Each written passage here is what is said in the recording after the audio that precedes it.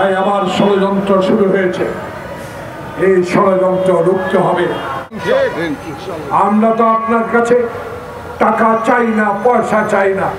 এখনো টাকার বাহাদুরি করে বাংলাদেশের গার্মেন্ট শিল্পকে ধ্বংস করার জন্য সালাম মুর্শিদের গঙ্গেরা, সালাম মুর্শিদের মেয়ে এখনো বিজিএমের ডাইরেক্টর কি করে থাকে, এটাই জনগণ জানতে চায়। আগামী 5 তারিখে আপনার 2 মাস হবে। আমরা জানি সময় কম, কিন্তু কাজ দ্রুত গতিতে করতে হবে। সময় ক্ষেপণ করা যাবে না। সময় ক্ষেপণ করলে আপনার সাথে ঘাপটি মেরে যারা ওই সচিবালয়ে বসে আছে, যারা প্রধান উপদেষ্টার কার্যালয়ে বসে আছে, এরা আবার ষড়যন্ত্র শুরু করতে পারে।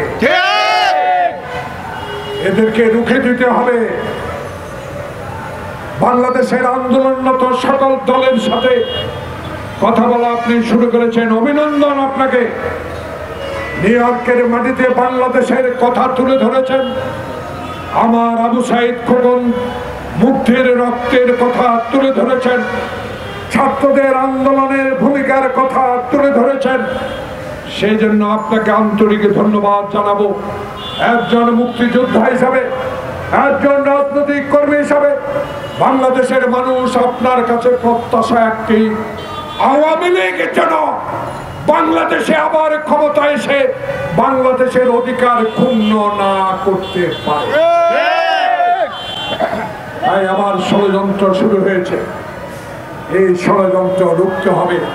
এই ষড়যন্ত্র রুখার জন্য বাংলাদেশের প্রয়োজন যারা গণতন্ত্রের জন্য লড়াই করে মির্জা ফখরুলের মতো এই 80 বছর লোককে জেল খাটতে হয়েছে।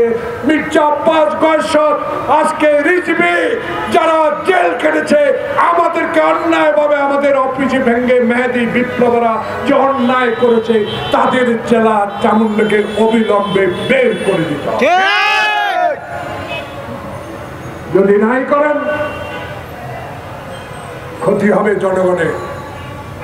আপনারা তো বিপ্লবী সরকার, আপনারা তো ছাত্র জনতার রক্তের বিনিময়ে অর্জিত সরকার। এই সরকার চায় শাহাবুদ্দিনের মতো একটি রশি টানিয়ে নির্বাচন। এই সরকার চায় শেখ হাসিনার মতো দিনের ভোট রাতে নয়। এই সরকার চায় আওয়ামী লীগের অত্যাচারে যারা গুম হয়েছে, খুন হয়েছে, গ্রেপ্তার হয়েছে বিনা কারণে, যাদের নির্দেশে করা হয়েছে তাদেরকে আইনের আওতায় আনার দাবি আমরা।